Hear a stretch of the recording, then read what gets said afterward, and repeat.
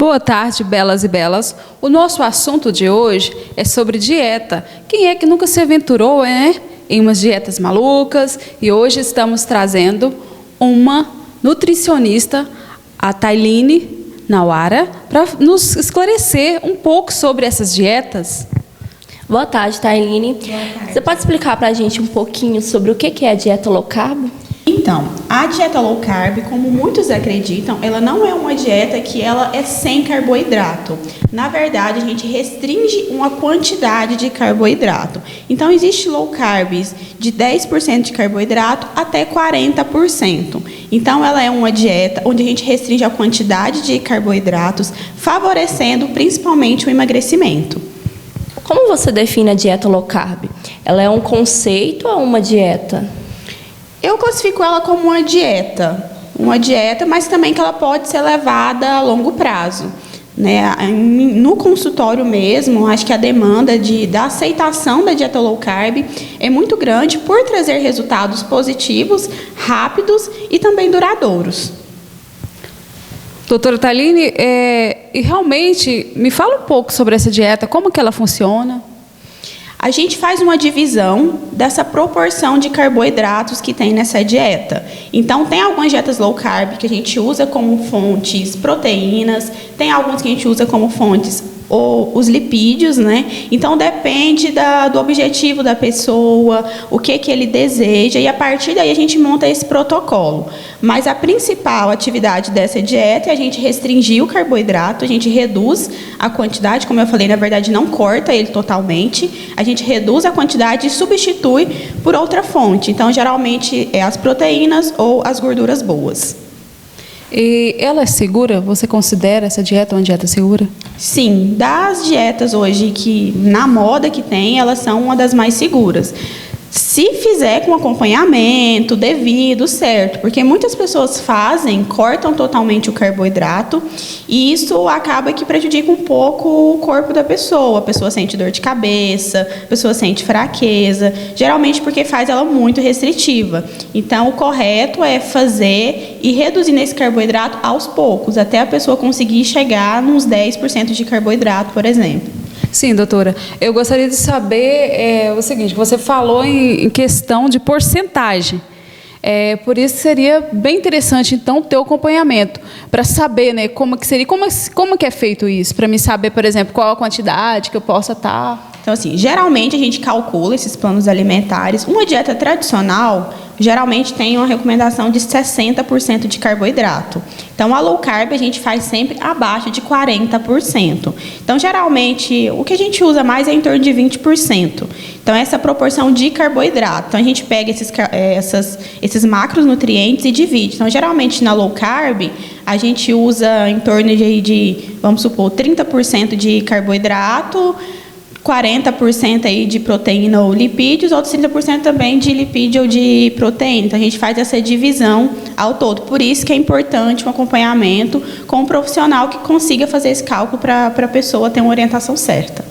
A dieta low carb é a mesma da cetogênica? Se não, qual é a diferença entre as duas? A dieta cetogênica ela é uma dieta que tem a principal fonte de gordura. Então, a gente usa muito abacate, castanhas. A gente usa esses alimentos com a fonte de gordura maior. Então, geralmente, a cetogênica não tem nenhum carboidrato. Então, ela é totalmente sem carboidrato. A gente usa apenas proteína e a gordura boa. A low carb já tem um pouquinho de carboidrato. Por que diminuir os carboidratos, na sua opinião? Qual benefício isso traz para a gente, no caso, na dieta low carb? Principalmente o que o pessoal procura mais, vista a questão do emagrecimento.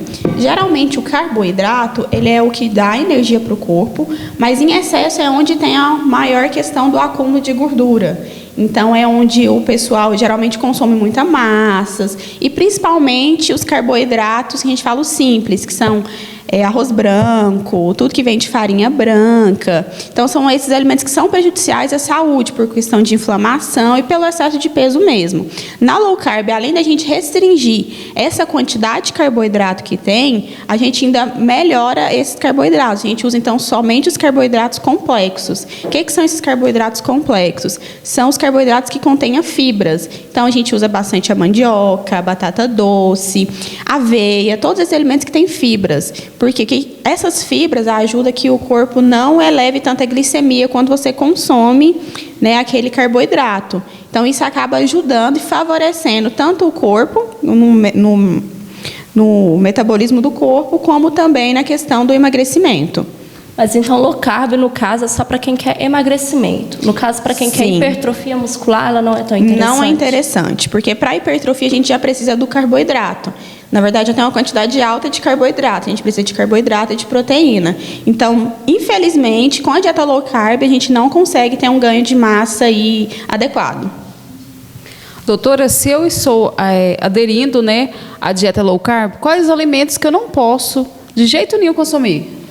Primeira coisa é cortar tudo que vem de farinha branca. Então, o pãozinho, a gente já tem que cortar, arroz, todos esses alimentos de farinha branca. E também alguns alimentos como o arroz branco, a gente já tem que evitar. Alguns carboidratos a gente pode utilizar, mas tem uma quantidade adequada também. Então, geralmente a gente usa mais na dieta low carb. São frutas, verduras, né, que tenham um baixo teor aí de carboidrato, que tem algumas que também têm uma quantidade muito alta. Então, a gente faz mais essa demanda. Mas o principal que já tem que cortar é massas, doces, né, que geralmente o pessoal consome muito, então massas, doces, tudo que vem aí derivado de farinha branca. Doutora, essa dieta traz quais benefícios para a gente, para a saúde? Para a saúde, além da questão de energia, mas a principal função dela é controlar esse índice glicêmico. Então, até para os pacientes, por exemplo, que têm diabetes ou pré-diabetes, a gente usa muito a dieta low carb para exatamente controlar esse índice glicêmico. O que é esse índice glicêmico? Ele é a velocidade que o corpo vai receber a glicemia, que seria o açúcar que a gente está consumindo. Então, por exemplo, quando você consome uma massa, um arroz, alguma coisa assim, a gente tem um pico de insulina muito alto. Então, quando essa insulina sobe e desce de uma vez, é onde tem um acúmulo de gordura. Com a dieta low carb, como a gente reduz essa quantidade de carboidrato, como a gente faz algumas combinações também para não deixar que aconteça esse pico de insulina, faz com que a glicemia sempre continue ali linear, não favorecendo esse acúmulo de gordura.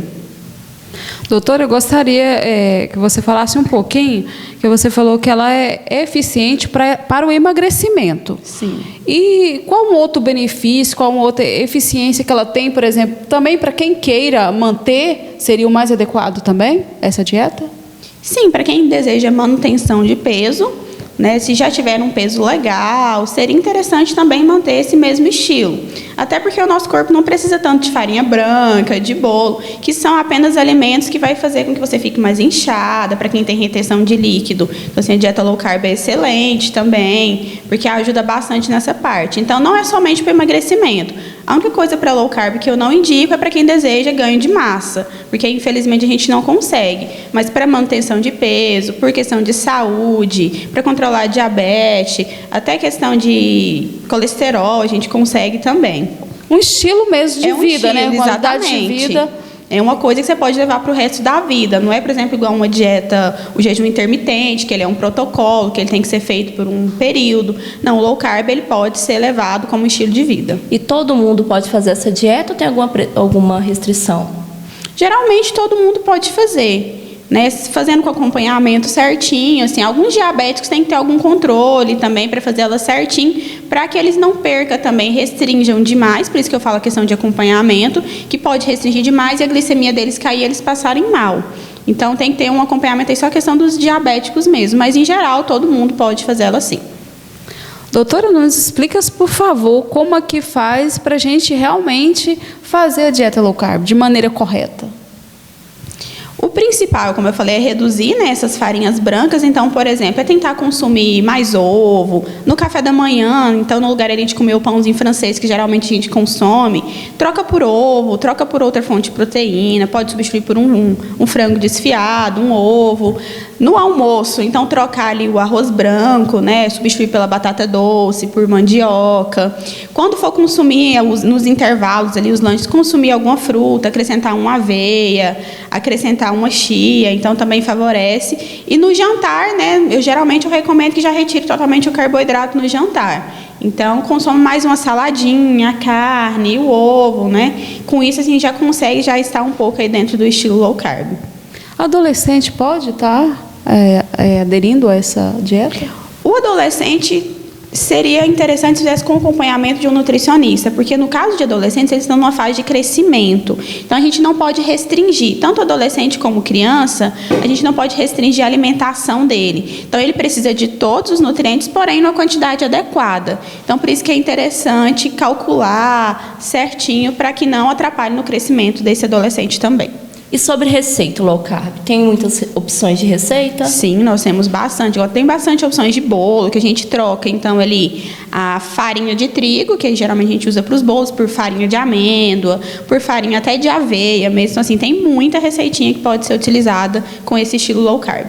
No caso, para as suas pacientes, você já passa a dieta junto com as receitas? Você dá as opções? Sim, eu sempre dou as opções de receita, igual crepioca, bolinho de banana, de cacau, que possa ser trocado essa farinha e substituindo. Então, favorece tanto a saúde e ajuda também nesse processo de emagrecimento. Doutora, eu gostaria, por exemplo, de perguntar a você se você acha que realmente essa dieta, por exemplo, uma pessoa que faz a lipo, tem aquelas pessoas que faz assim, ela faz um procedimento cirúrgico e acha que ela pode comer de tudo, que ela não vai engordar. O que você diria para essa pessoa, por exemplo, para ela utilizar em relação a essa dieta? Seria uma opção interessante, até porque quando você faz uma lipo, você retira aquela gordura daquela região. Então, aquela região, a gordura não volta mais. Porém, geralmente, ela vai para outras áreas do corpo. Então, geralmente, eu atendo muito no consultório, pessoas que fazem ali a lipo no abdômen, mas geralmente essa gordura depois volta para o braço. Então, regiões até mais complicadas depois de modificar. Então, a pessoa que faz lipo, ela precisa mudar o estilo dela, porque se ela não muda o estilo dela, se ela não se adequa a um estilo novo, uma alimentação melhor, ela vai perder praticamente todo o dinheiro que ela gastou ali, porque a lipo ela é uma coisa momentânea. Se ela não continuar fazendo exercício físico, com procedimento estético, com alimentação adequada, com certeza ela vai perder tudo que ela fez. Então, é super importante, né?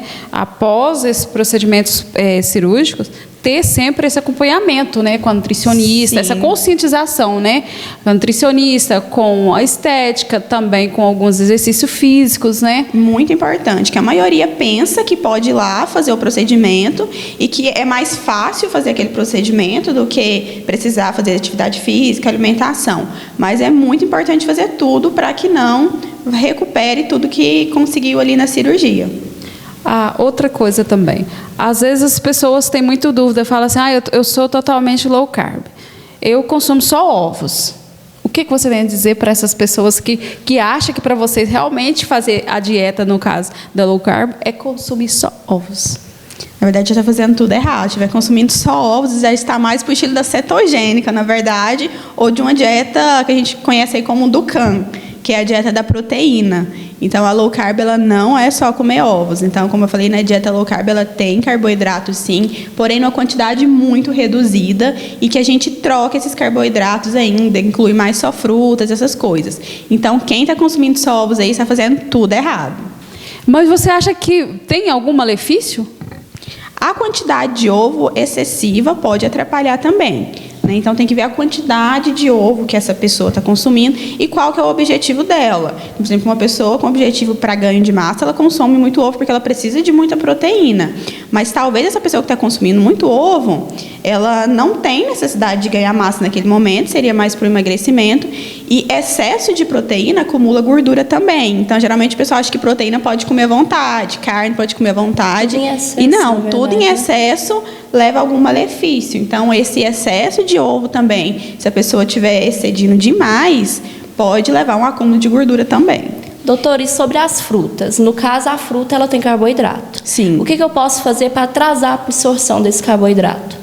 Geralmente a gente acrescenta alguma fibra junto. Então a gente acrescenta uma aveia, a gente pode acrescentar chia, linhaça. Geralmente a gente sempre faz essa recomendação, não consumir a fruta sozinha, isolada. Geralmente para isso mesmo. Então geralmente a gente indica, não, pica aquela banana, come com a canela, com a aveia, para justamente atrasar essa absorção. Tem pessoas que elas ficam tão assim, vamos falar a palavra maluca por dietas, que elas não podem nem ver o carboidrato. Você acha que realmente para você ter um corpo saudável, para você manter um corpo fitness, é necessário realmente reduzir 100% o carboidrato? 100% eu jamais indico, porque o carboidrato ele é a principal fonte de energia do corpo. Então, geralmente, as pessoas que restringem totalmente começam a ter queda de cabelo, começam a sentir muita fraqueza, pode levar a uma anemia. Então, geralmente, eu não recomendo de maneira alguma que corte totalmente o carboidrato. Então, precisa sim de ter uma quantidade adequada. Não precisa ser excessiva, como na nossa alimentação geralmente é, mas a gente precisa ali de um pouquinho de carboidrato, sim. E o açúcar? O açúcar já não tem necessidade nenhuma. O açúcar a gente pode cortar ele totalmente, que ele não tem nenhum benefício para o corpo como o carboidrato tem. Então, o açúcar ele pode ser restringido totalmente da dieta. Quem não consegue, geralmente eu peço para trocar. Então, troca por um mascavo, que tem mais nutrientes, né? Mas o principal é reduzir a quantidade, né? Não adianta a pessoa ir lá também trocar pelo mascavo e consumir mais do que consumir o branco. Porque a questão de calorias vai ser basicamente a mesma coisa. A diferença do mascavo é que ele tem mais nutrientes, tem fibras, então ele vai favorecer mais a saúde da pessoa, mas ele em excesso também vai trazer malefícios. Doutora, dúvidas sobre o whey, que está super na moda, todo mundo que malha, que treina, está sempre consumindo whey. Tem o whey isolado e tem um outro, né? Uhum. E o que você tem a dizer? Esse whey em excesso, tem algum deles que realmente a pessoa faz ganhar gordura ao invés de ganhar só massa? Se ele for consumido em excesso, como eu falei, né, a questão dos ovos também, se ele for consumido em excesso, ele pode levar esse acúmulo de gordura. Hoje no mercado a gente tem 3 tipos de whey. A gente tem o whey isolado, tem o whey concentrado e o hidrolisado.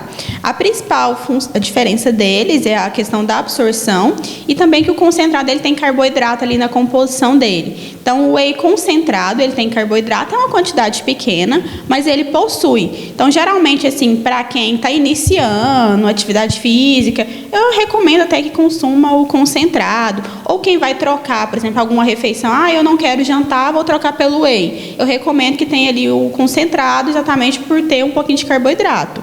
Agora, quando é, por exemplo, um paciente que quer hipertrofia, já tem uma quantidade boa de massa muscular ou precisa reduzir gordura, eu já recomendo mais hidrolisado ou isolado, que esses não têm carboidrato.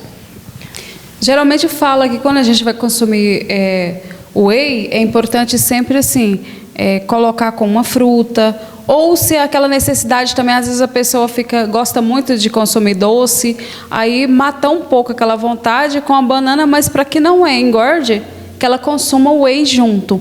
Isso é verdade? Sim, isso é verdade, porque o whey ele é uma fonte de proteína. Então, essa proteína, além dela oferecer saciedade para a pessoa, então, geralmente, quem toma whey já deve ter observado isso, ele dá uma saciedade grande, mas também para controlar esse índice glicêmico. Então, para não consumir, porque geralmente as frutas, elas são carboidratos de absorção muito rápida. Então, a pessoa consumiu e já o corpo ali, em média de 20 minutinhos, já tem aquela energia, né? Então, geralmente, até, por exemplo, para quem vai treinar, uma opção de pré-treino, que geralmente a gente indica muito, é consumir ali uma banana, que seria um carboidrato de rápida absorção, com a aveia, que é um carboidrato mais complexo. Então, a gente faz essa junção para que a pessoa consiga ter energia do início do treino até o final, porque a banana, se a pessoa consumir só a banana, ela vai ter energia somente para começar o treino. É onde fadiga ali aquele cansaço. Então, por isso a gente sempre faz essas combinações para que a pessoa consiga chegar até no final do treino com energia boa e consiga finalizar o treino bem. Doutora, já que a senhora entrou nesse assunto sobre pré-treino, uma pessoa que ela é acostumada a consumir uma quantidade boa de carboidrato, ela vai começar agora a fazer uma dieta low carb. Como é que fica o treino dessa pessoa? Ela tem que reduzir para ela não ter uma hipoglicemia? Como é que funciona? Sim, geralmente tem que alinhar bastante essa questão do treino também. Ou reforçar, por exemplo, deixar para essa pessoa consumir o carboidrato do dia todo antes do treino. Então, é super importante que a pessoa vá bem alimentada e que tenha energia suficiente para treinar. Que se ela não tiver carboidrato ali naquela refeição antes do treino, ela não vai conseguir treinar bem. No caso, muitas dúvidas que surgem na academia são pessoas pedindo dica de pré-treino. Uhum. No caso, você poderia indicar alguma comida de pré-treino? Geralmente eu indico bastante, então, como eu falei, a banana com aveia e canela, pode consumir o pão integral com pasta de amendoim. Depende muito da intensidade do treino dessa pessoa. Por exemplo, uma pessoa que vai fazer uma luta, é um treino bem mais intenso, um crossfit. Então, geralmente eu indico que consuma ali o pão integral com um queijo e um suco integral de uva, vai dar uma energia ótima. Ou se for um treino mais tranquilo, mais leve, só a fruta mesmo com a aveia já vai ser suficiente. Doutora, e sobre as pessoas que gostam de fazer, por exemplo, o treino sem consumir nada, o que você tem a dizer sobre isso? Realmente traz um benefício, traz uma queima maior de caloria? É muito relativo, depende muito da pessoa. Tem pessoas que, se elas consumirem algum alimento e forem treinar, elas não conseguem render no treino. Elas passam mal, dá vômito, né? Então, isso é muito relativo, é muito individual. Então, se a pessoa treina, se sente bem, não sente fraqueza, tudo bem ela treinar sem comer nada. Agora, tem pessoas que passam mal e mesmo assim tenta continuar fazendo isso. E aí já não é tão indicado. O recomendável é que coma para ter energia para queimar. Porque senão o corpo ali vai queimar, às vezes, até a massa muscular da pessoa. Então, essa questão de fazer o aeróbico em jejum, ele já, cientificamente, ele nunca foi comprovado que realmente dê certo. Porque a primeira fonte que o corpo pega é o carboidrato. A partir daí, se ele não tem carboidrato no corpo, a primeira que ele vai pegar depois é a massa muscular. Então, geralmente, a pessoa está ali na academia morrendo para ganhar uma massa muscular, ela treina em jejum ali, ela está queimando o que ela ganhou. Então, assim, por exemplo, para quem tem o foco de ganhar massa, ela está perdendo ali todo o esforço dela. Sem contar que também pode correr o risco de ter hipoglicemia, Exatamente. Né? Passar mal, desmaiar, o que acontece muito em academias. Mas, geralmente, as pessoas gostam muito de consumir o famoso chazinho verde, energético, que dá um pique legal. A partir do momento que eu consumo um chá, por exemplo, aí, no caso, já não dá esse pico, né? Da glicemia e tal. Isso é recomendado? O chá, ele vai dar energia, porém ele não tem carboidrato. Só se a pessoa colocar açúcar, bastante açúcar ali para ter um carboidrato. Então, se a pessoa tomar só o chazinho para treinar, ela pode ter o perigo de ter uma hipoglicemia também.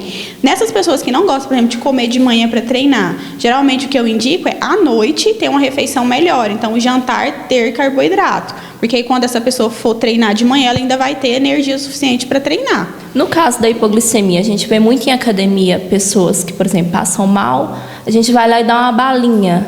No caso, é o indicado?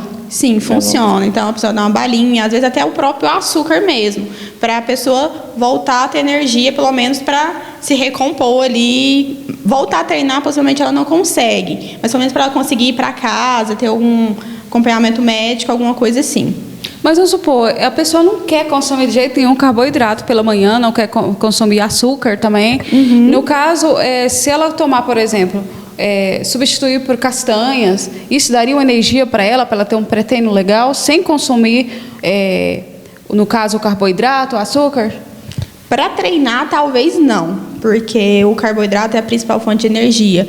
O lipídio, ele dá uma energia sim, mas ele tem a absorção dele é um pouco mais lenta. Então, por exemplo, uma proteína, depois que a pessoa consumiu aquela proteína, ela vai levar em torno de 6 horas para liberar aquela energia. Então, por exemplo, a pessoa comeu só o ovo ali no café da manhã, depois de 6 horas que ela vai liberar aquela energia. Então, não é uma energia instantânea para a pessoa já começar o treino. Só se a pessoa comer naquele horário e depois de 6 horas que ela fosse treinar, aí ela teria energia. Então, o conselho que você dá para essas pessoas que querem realmente fazer como se fosse o jejum, né? Uhum.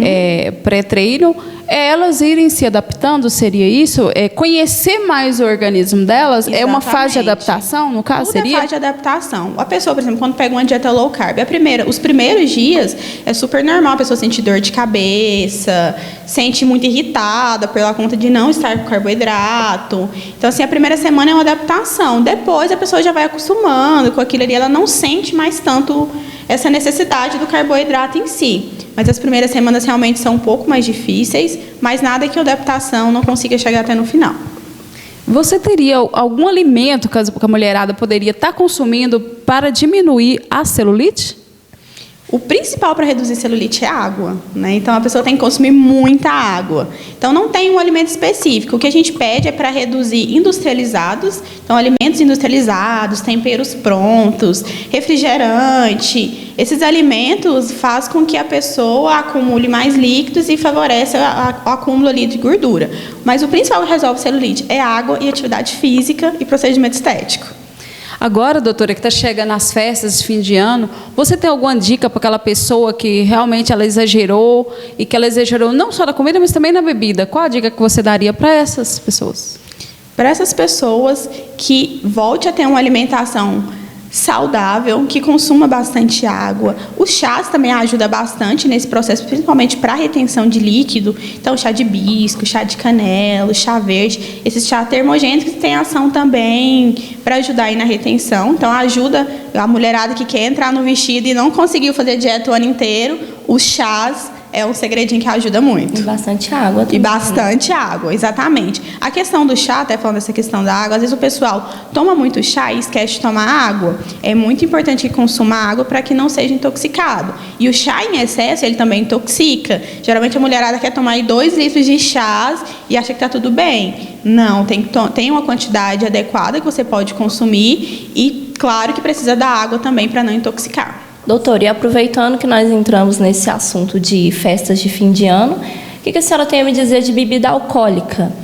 Ela atrapalha, eu sei que ela atrapalha já no ganho de massa muscular. E na perda de gordura também ela atrapalha? Bastante, porque a bebida alcoólica ela é muito calórica. Então, geralmente, para as pessoas terem uma ideia, um copo ali de cerveja equivale a um pão francês.